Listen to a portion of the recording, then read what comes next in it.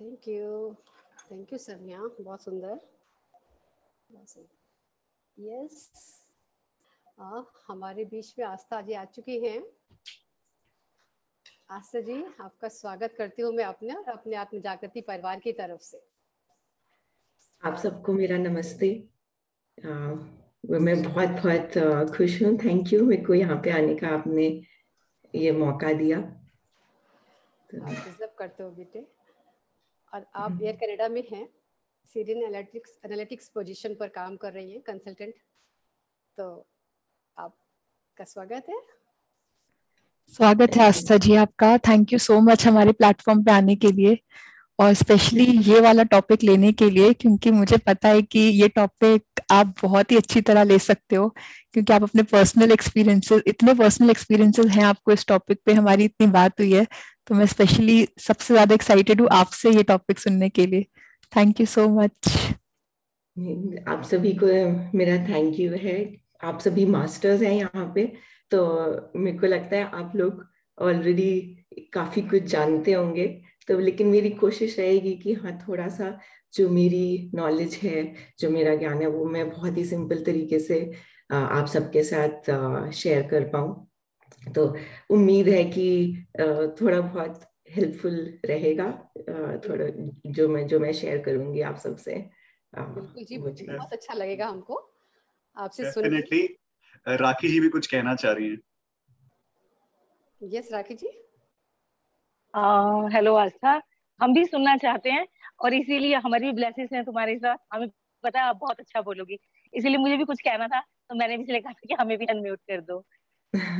Thank you. ये आप सबकी मोटिवेशन ही है जिसकी वजह से आज मैं यहाँ पे आके ये बोल पा रही हूँ। स्पेशली मम्मी जी, प्रज्ञा मम्मी का, जिन्होंने ये मेरे को बहुत मोटिवेट किया यहाँ पे आके बोलने के लिए। आप डिजर्व करते हो बेटा, आप कर सकते हो बिल्कुल। हाँ जी, अब रश्मि जी भी कुछ कहना चाह रही हैं। Hello Astha, how are you? Hello, मैं ठीक हूँ बिल्कुल। आप सब कैसे हैं? हाँ जी, nice to see you Astha. Same here. बिल्कुल। नमस्ते आस्था जी, वेलकम। आपसे हम सुनने के लिए बेकरार है। सब कुछ काम जल्दी जल्दी खत्म करके आके बैठे हैं। नमस्ते जी। नमस्ते, थैंक यू। मेरे पे प्रेशर बन रहा है अब। ना, आप कंफर्टेबल करने के लिए बोला है आपको। मुझे बहुत अच्छा लग रहा है यहाँ पे आके। हम सब आप सबके है, एक ही सोल ग्रुप है और एक दूसरे से हम हमेशा एनकरेज करते हैं। वो एनकरेजमेंट आपके लिए, आप बिंदास बेझिझक बोल सकते हैं। ठीक है, थैंक यू। लीना बजाज जी भी कुछ बोलना चाह रही हैं। तो उनको मैंने को होस्ट बना दिया। यस लीना जी, स्वागत है आपका भी, आइए। Thank you. नमस्ते आस्था जी। रिलैक्स करके बिल्कुल फ्री दिलो जान से स्प्रेड करो जो भी टॉपिक है, ठीक है। जो भी नॉलेज है, बिंदास flow it out. Thank you.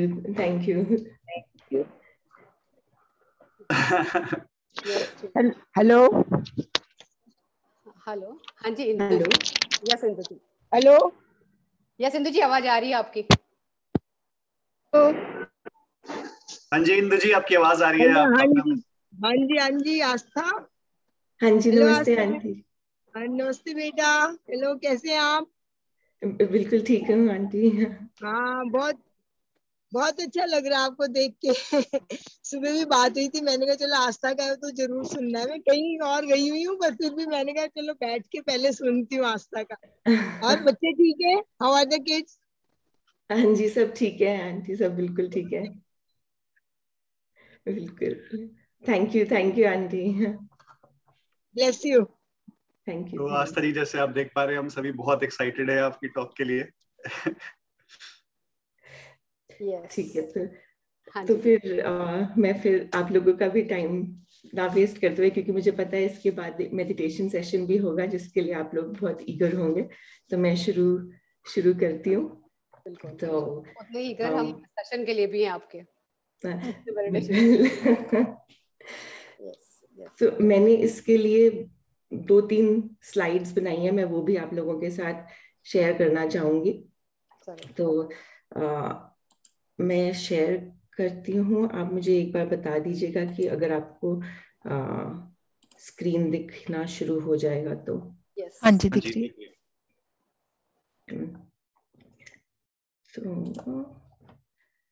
तो जैसा कि आप सब जानते हैं, आज हमारा टॉपिक है इमोशनल बैलेंस, और मेरी कोशिश यही रहेगी कि बहुत ही सिंपल तरीके से जो हम आम एग्जाम्पल्स अपनी जिंदगी में देखते हैं उनको यूज करते हुए इस टॉपिक को आपके सामने प्रेजेंट करूं या उसके सामने बात करूं उसके बारे में। आप जैसा आप इस ग्रुप में इतने टाइम से हैं सब लोग, तो आप लोगों को का इस टॉपिक से शायद आप ऑलरेडी आपको नॉलेज होगी, आप शायद जानते होंगे ये क्या है, बट एक बस मेरा नजरिया है जो मैं आप सबके सामने ये पेश करना चाह रही हूँ। तो ये आज जो हम इमोशनल बैलेंस की बात करेंगे उसको मैंने 3 हिस्सों में डिवाइड किया है, जिससे थोड़ा सा आसानी होगी समझने के लिए। जैसे कि ये इमोशंस होते क्या है, इमोशनल बैलेंसिंग क्या है, और इमोशनल बैलेंस को पाने का सबसे आसान तरीका क्या है। तो मैंने सोचा कि इमोशनल बैलेंस की बात करने से पहले हम 2 मिनट रुक के थोड़ा सा इमोशंस क्या है वो समझ लेते हैं। बिल्कुल, मतलब आप लोग सोच रहे होंगे कि अच्छा इमोशंस तो सबको आते ही हैं, हमें पता ही है, तो इसमें नया क्या है। बिल्कुल सही बात है, वो तो हमारे फोन में भी इमोटिकॉन का बटन है, तो सबको पता है कि हाँ एक हैप्पी फेस है, सैड फेस है, स्माइली है, एंग्री है। बिल्कुल सही बात है, वही इमोशंस हैं जो हमारे अंदर भी आते हैं। तो इसमें नया क्या है? कुछ ऐसा खास नया नहीं है, बट यही है कि हम ये इमोशंस इतने हम रोजाना फील करते हैं कि हम उनको अक्सर बहुत फॉर ग्रांटेड ले लेते हैं। कभी 2 मिनट रुक के ये नहीं सोचते कि हाँ ये इमोशन कहाँ से आ रहा है, क्यों आ रहा है, किसकी वजह से आ रहा है, आप उनको समझने की कोशिश नहीं करते। तो आज बस इसीलिए 2 मिनट रुक के ये चीज बात करना चाह रही थी कि अलग अलग इमोशन क्या हैं, ताकि हम उनको अच्छे से पहचान पाए। तो अगर हम एक लिटरल मीनिंग देखें कि उसका क्या मतलब होता है, वो मीनिंग हो गया, जैसे किताबी मीनिंग बोल लो कि हाँ एक स्पॉन्टेनियस रिएक्शन है, एक इंस्टिंक्ट हमारा है जो किसी सिचुएशन या किसी परिस्थिति में हमारे अंदर आता है। अब वो जैसे कि हम सब जानते हैं कि या तो वो पॉजिटिव हो सकता है कि जैसे आप बहुत खुश हो गए, या तो नेगेटिव होगा जिससे आपको कुछ दुखी होता है। या तो एक हाई इंटेंसिटी हो गया। हाई इंटेंसिटी का मतलब क्या है कि जैसे वो कहते हैं ना कि एड्रेनलिन रश, जैसे हार्ट बीट तेज हो जाती है किसी चीज से, तो वो एक हाई इंटेंसिटी इमोशन है। या लो इंटेंसिटी जिसमें आप शांत काम हो, उसमें हार्ट बीट तेज नहीं होती, पर उसमें भी वही खुशी या दुख मिलता है। तो अब कुछ एग्जाम्पल्स अगर देख के हम समझें वो क्या हुआ, कि जैसे मान लो आप कौन बनेगा करोड़पति में हैं और आपको वहां पे 5 करोड़, या आजकल मुझे पता नहीं कितना प्राइस मनी है, मान लो 10 करोड़ का है, तो आपको 10 करोड़ मिल गया। तो जो खुशी मिलती है और जो वो जैसे होता है ना कि हार्ट बीट लास्ट क्वेश्चन पे है और आप धक धक धक धक धक धक हो रही है, वो एड्रेनलिन रश है, वो खुशी जो मिल रही है आपको, वो एक हाई इंटेंसिटी खुशी मानी जा रही है। या अगर आप मान लो कि जैसे आप कहीं शांत हिमालयाज में हैं और आपको बहुत, जैसे मनाली या शिमला गए हुए हैं, बिल्कुल शांत एनवायरनमेंट है, आपका मन काम है, शांत है, तो वो भी एक पॉजिटिव इमोशन है जो एक आ रहा है। या दूसरी तरफ सोचो कि अगर पिछले दिनों यहाँ पे इतना कोविड का वो था, तो अगर आपको या आपकी किसी नजदीकी को कोविड हो गया तो कितना डर अंदर आ गया था कि हाँ क्या होगा कल को, मतलब पता नहीं ठीक हो पाएंगे नहीं हो पाएंगे। तो वो डर एक नेगेटिव इमोशन है, और वो भी इसमें भी बहुत जैसे डर लगता है, एंजाइटी होती है, तो ये एक नेगेटिव इमोशन आ गया। तो ये पॉजिटिव और नेगेटिव इमोशन बहुत ही नॉर्मल है कि वो हर एज ग्रुप के इंसान में आ सकता है, चाहे वो छोटा हो, चाहे वो बड़ा हो, चाहे वो जिस मर्जी एज ग्रुप का हो। बहुत नेचुरल है कि आएगा ही आएगा। तो जैसे कि कहते हैं ना गाड़ी के लाइफ, जैसे हमारी जो लाइफ की गाड़ी है उसके ये दोनों पॉजिटिव और नेगेटिव इमोशन एक गाड़ी के पहिए हैं। तो जैसे अब हमारी खुद की भी गाड़ी होती है, उसमें 4 पहिए हैं, तो एक टायर भी पंचर हो जाए तो गाड़ी चलेगी नहीं ठीक से। चारों टायर को बैलेंस में होना चाहिए। उसी तरह पॉजिटिव और नेगेटिव दोनों ही बैलेंस में चलते रहने चाहिए इमोशन। ऐसा नहीं है कि जैसे कई बार हम सोचते हैं कि हाँ पॉजिटिव इमोशन आए तो अच्छा है, नेगेटिव तो आना ही नहीं चाहिए। ऐसा नहीं है। गाड़ी वही नेगेटिव इमोशन का टायर पंचर हो जाएगा, गाड़ी वहीं रुक जाएगी। तो आना चाहिए, जरूरी है वो भी। तो तभी पर उसमें ये क्या होता है कि बैलेंस होना हमें ये तभी जरूरी हो जाता है कि रुक के हम उसे सोचे समझे, ताकि हम उन इमोशंस को बैलेंस कर पाए। ताकि ना ही, जैसे कहते हैं ना, किसी भी चीज की अति बुरी होती है, तो अगर ज्यादा नेगेटिव हो गया या ज्यादा पॉजिटिव हो गया, दोनों ही हमारी सेहत के लिए लॉन्ग रन में अच्छे नहीं होंगे। वो हमें बैलेंस करना आना चाहिए। अब जैसे कि आप सोच रहे होंगे नेगेटिव अच्छा कैसे हो सकता है इमोशन, है ना। अब एक बहुत ही छोटा सा सिंपल सा एग्जांपल देखते हैं। डेली जो हम एक्सपीरियंस कर रहे हैं, हम कई बार जैसे खाना बाहर खाते हैं या कभी दूध आता है घर में, हम पी के देखते हैं, तो अगर हमें उसका स्वाद अच्छा ना लगे तो हम उसी टाइम पे छोड़ देते हैं और हमें लगता है कि पता नहीं क्या कुछ खराब है। तो वो अगर देखा जाए तो वो जो पीते हैं, जैसे मान लो दूध पिया और बहुत ही अजीब सी डिस्गस्टिंग सी फीलिंग आई, वो इमोशन जो आता है वो भी एक देखा जाए तो नेगेटिव इमोशन ही है।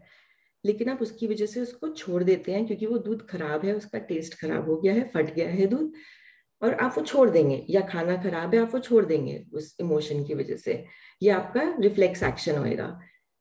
अगर वो इमोशन आपको नहीं आएगा तो शायद आप वो खा लेंगे और कभी आपको हो सकता है फूड पॉइजनिंग हो जाए, या हो सकता है कुछ और बड़ा इम्पैक्ट हो जाए। तो वो एक छोटा सा नेगेटिव फीलिंग है जो आया, इमोशन है, अब वो आया, लेकिन उसकी वजह से आपका भला ही हुआ। और दूसरी तरफ अगर देखा जाए तो हाँ, अब जैसे हमारे बच्चों के, हमारे या किसी के एग्जाम होते हैं कोई, तो अब हमें एंजाइटी होती है ना। तो कई बार क्या होता है कि वो तो कुछ बच्चों के लिए अच्छा भी है, मतलब कि हाँ वो थोड़ा सा, हम कहते हैं ना कि मैं खुद भी ये करती हूँ कई बार कि अपने ऑफिस में भी जो प्रोजेक्ट होता है, अच्छा जब डेडलाइन आएगी ना उसके पास काम करूंगी, उससे पहले अपना आराम कर लिया। क्यों? क्योंकि वो एंड में वो जो मैं कही थी ना एड्रेनलिन रश, वो आ जाता है और वो हमें थोड़ी वो होता है ना कि वो पुश मिलता है उस चीज से, वो एंजाइटी होती है। तो अब वो अगर हम देखें तो एंजाइटी एक नेगेटिव इमोशन माना जाएगा, लेकिन वही हमें पुश भी करता है अच्छे से चीज को अचीव करने के लिए। लेकिन अब अगर ये एक्सेस हो जाए, हमें बहुत ज्यादा स्ट्रेस हो जाए, बहुत ज्यादा एंजाइटी हो जाए, वो हमारे हेल्थ के लिए हानिकारक भी हो सकता है। तो इसीलिए हमें क्या होता है कि हमें पॉजिटिव और नेगेटिव दोनों को बैलेंस करके ही चलना है। तो जैसे हम अपने डेली रूटीन में भी देखते हैं, ये सब कहते हैं कि हाँ रात आ गई, रात को सब लोग थोड़ा अंधेरे से नेगेटिव लेते हैं, डरते हैं, बट रात के बाद दिन आता है, अगर रात नहीं होगा तो दिन की भी अहमियत नहीं होगी। तो इसीलिए वही चीज है कि हमें पॉजिटिव नेगेटिव को बैलेंस करना आना चाहिए। तो अब आप सोच रहे हैं हाँ बैलेंस करना आना चाहिए, मैं बोले जा रही हूँ बार बार, लेकिन ये इमोशनल बैलेंस हम है क्या? तो इमोशनल बैलेंस अगर हम देखें, बैलेंस का मतलब क्या होता है? इक्विलिब्रियम, मतलब संतुलन। तो इमोशनल बैलेंस क्या हुआ? इमोशंस का संतुलन।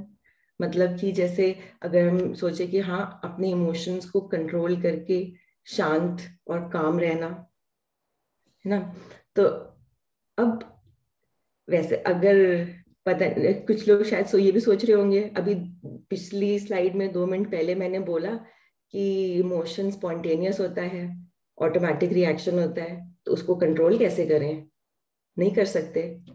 सही बात है, बिल्कुल सही बात है। इमोशन स्पॉन्टेनियस रिएक्शन है, उसको हम कंट्रोल नहीं कर सकते। वो एक अपने आप रिफ्लेक्स, एक सिचुएशन, एक परिस्थिति के ऊपर हमारा रिफ्लेक्स आता है। लेकिन हम 2 मिनट रुक के हम अगर सोचें, उस इमोशन को समझने की कोशिश करें, उसे एक्सेप्ट करें, तो हम उससे आने वाले रिएक्शन को कंट्रोल कर सकते हैं।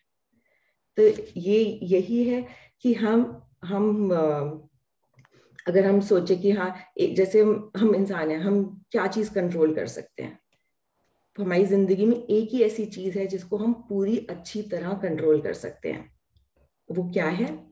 वो है हम खुद। तो सिर्फ हम अपने आप, एक ऐसे हम को अपने आप को ही कंट्रोल कर सकते हैं। एक हम ही है जिसकी रिस्पॉन्सिबिलिटी हम पूरी तरह ले सकते हैं अपने ऊपर। किसी और के लिए, चाहे वो मेरा खुद का बच्चा ही क्यों ना हो, तो मैं उसके लिए हाँ एडवाइस कर सकती हूँ, लेकिन मैं उसको ये बोल सकती हूँ कि भाई तुम पानी पी, तुम्हें एक्सरसाइज करनी चाहिए, तुम्हें ये करना चाहिए, ये तुम्हारे लिए अच्छा है। लेकिन एट द एंड जब तक वो खुद नहीं करेगा तब तक वो चीज नहीं होगी। तो इसीलिए फुल कंट्रोल किस पे है? सिर्फ अपने आप पे है। तो वो चीज को वहां पे हम लोग अक्सर ये देखते हैं कि हम अपने लिए भी ज्यादातर, जैसे फिजिकल हमारी हेल्थ को या फिजिकल वेलबींग को लेके तो बहुत कुछ करते हैं। जिम चले गए, डांस चले गए, वॉक चले गए, सब कुछ कर लिया। बट अक्सर क्या होता है कि इमोशनल वेलबींग, इमोशनल हेल्थ को हम इग्नोर कर देते हैं या फॉर ग्रांटेड ले लेते हैं कि चलो, मतलब, या ध्यान नहीं जाता, ये कह लो कि ध्यान नहीं जाता उस तरफ कि हाँ वो उसका भी ध्यान रखना जरूरी है। लेकिन आजकल अब ये और भी ज्यादा ऊपर आ रहा है। जैसे अब हम यहाँ पे भी काम करते हैं, चाहे वो ऑफिस के लिए भी इंटरव्यू दे रहे हो, तो इमोशनल, जैसे इंटेलिजेंस को तो देखते ही हैं कि तुम कितना स्मार्ट हो, कितने अच्छे से अपने काम को जानते हो, लेकिन उससे ज्यादा अब वो इमोशनल क्वोशंट को, कि जिसका मतलब है कि इमोशनल बैलेंस ही है कि उसको कैसे करते हो, उसको इमोशंस को समझ पा रहे हो, नहीं समझ पा रहे, वो भी बहुत ज्यादा जरूरी माना जाता है। वो इतना इम्पोर्टेंट हो गया कि यहाँ पे तो उसका अलग से टेस्ट भी लिया जाता है, अलग अलग सिचुएशन दी जाती हैं, परिस्थितियां दी जाती है, और ये भी देखा जाता है कि आप कैसे रिएक्ट कर रहे हैं आप, क्योंकि ये इमोशन है वो ना ही सिर्फ आपको बल्कि आपके आसपास रहने वाले लोगों को भी इम्पैक्ट करता है। अब जैसे चाहे आप ऑफिस में टीम में ही क्यों ना काम कर रहे हो, अगर आपको जो सोच रहे हैं वो आप जो आप फील कर रहे हो, वही इमोशन से आप बाकी अपने टीम वालों पे भी रिएक्ट करोगे। तो वो चीज बहुत इंपॉर्टेंट हो जाती है कि हम समझ पाए कि हाँ, इंसान उस चीज को बैलेंस करे और सबको साथ में लेके आगे चले। तो अब ये माना जाता है कई बार कि हाँ, हम नेगेटिव इमोशन को, जैसे मैं पहले भी बता रही थी, कि इस लोग समझते हैं कि हाँ शायद गलत है, और उसको अक्सर दबाने की कोशिश करी जाती है। हमारे अंदर कुछ नेगेटिव आ जाए तो हम सोचते हैं अच्छा छोड़ो, दबा दो उस फीलिंग को, उस इमोशन को दबा दो। लेकिन हमें ऐसा भी नहीं करना चाहिए, क्योंकि इसका सही तरीका क्या है कि एक जैसे बैलेंस करने का मतलब होता है, पहला तो हो गया जैसे मैं कह रही थी कि उसको अपने 2 मिनट रुक के सोच के पहचानो, और दूसरा तरीका है उसे सोच समझ के सही तरीके से बाहर निकालो। तो उसको दबाना भी सही नहीं है, जिसको कहते हैं ना कि हमें अपने इमोशन को रेगुलेट करके बाहर निकालना चाहिए, उसको दबाना नहीं, सप्रेस या दबाना नहीं चाहिए। अब जैसे मान लीजिए आप सभी प्रेशर कुकर यूज करते हैं, उसमें भी यही होता है कि एक प्रेशर कुकर में प्रेशर बनता है, बढ़ता है, बढ़ता है, फिर क्या होता है, सीटी बजती है, और वो सीटी के जरिए उसका प्रेशर बाहर निकल रहा होता है। और अगर ये सीटी नहीं होगी तो क्या होगा, प्रेशर कुकर फट जाएगा। उसी तरह हमारी बॉडी भी वही है कि अगर हम इमोशन को अंदर ही अंदर दबाते जाएंगे, दबाते जाएंगे, दबाते जाएंगे, तो वो धीरे धीरे करके, कहते हैं ना कि इमोशन का घड़ा, वो लोटा वो भर जाएगा, और वो धीरे धीरे ऐसे फटेगा कि फिर वो ना ही हमें बल्कि बाकियों को भी नुकसान पहुंचाएगा। वो ये चीज बहुत जरूरी है कि हाँ, हम अपने इमोशंस को पहचानें, उनको एक्सेप्ट करें और उन्हें सही तरीके से बाहर निकलने का रास्ता दिखाएं। तो ये एक इमोशनल बैलेंस का पार्ट है।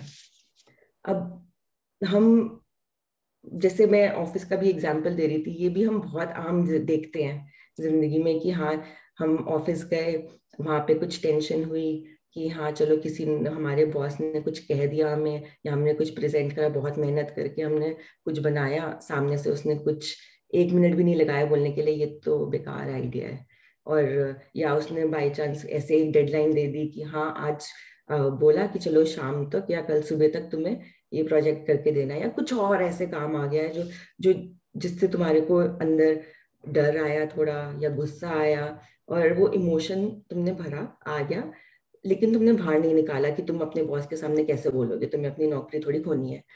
तो ये सोच के तुम अपने अंदर ही उसको दबा लेते हो। लेकिन होता क्या है, आप फिर घर आते हैं शाम को, फिर शाम और घर आते हैं तो फिर जरा सा कुछ ट्रिगर होता है कि जैसे मान लो बच्चे से ग्लास गिर गया, दूध का ग्लास गिर गया नीचे, या खाने में नमक कम हो गया, ज्यादा हो गया है, जो भी कुछ हो गया, आपका फट से वो सारा गुस्सा निकल जाता है घर पे। तो यही, और इससे फिर यही घर में भी लड़ाई हो गई या गुस्सा हो गया या कुछ हो गया। तो वो चीज अगर हम लोग सोच के एक्सेप्ट करें और उसको सही तरीके से, जैसे अगर हम निकालें कि अपने सोच के कि हाँ हमारी क्या गलती है, कैसे है, उसको एक्सेप्ट करें, ऑफिस में ही किसी के साथ शेयर कर ले, अपने मैनेजर के साथ आराम से बात भी करी जा सकती है उसी चीज को लेके, तो वो चीज शांत या बैलेंस करी जा सकती है, इंस्टेड कि घर आके उसको एक गलत तरीके से बाहर निकालें। अब एक और एग्जाम्पल देती हूँ, शायद हम सब ने मुन्ना भाई MBBS देखी होगी। तो उसमें क्या है, उसमें भी वो यही सिखा रहे हैं, मतलब हर मूवी के पीछे वैसे तो आजकल कोई लॉजिक इतना होता नहीं है, लेकिन उस मूवी में मुझे ये लॉजिक बहुत अच्छा लगा था कि हाँ वो एक नेगेटिव इमोशन को पॉजिटिव से बैलेंस कर रहे थे। हम सब ने देखा था कि वो संजय दत्त जो था, वो कुछ नेगेटिव होता था, चाहे वो हॉस्पिटल जाता था, चाहे कुछ होता था, तो कोई बीमार है तो उसको जादू की झप्पी देता था। तो वो क्या है, वो एक नेगेटिव इमोशन को पॉजिटिव से बैलेंस ही तो कर रहा है। वहां पे भी उसमें भी ये हुआ था कि हाँ एक काम करने वाला पिक्चर में था कि वो पोछा लगा रहा था और वहां से वो उस पैदल चला गया। ये अक्सर हमारे घर में भी होता है कि काम करने वाली पोछा, अगर कोई या कोई ऐसे पोछा लगा रहे, साफ कर रहे हैं, या हम खुद भी अगर साफ कर रहे हैं, कोई चल के जाए तो लगता है कि अभी तो साफ किया था, फिर गंदा कर दिया, फिर साफ करना पड़ेगा।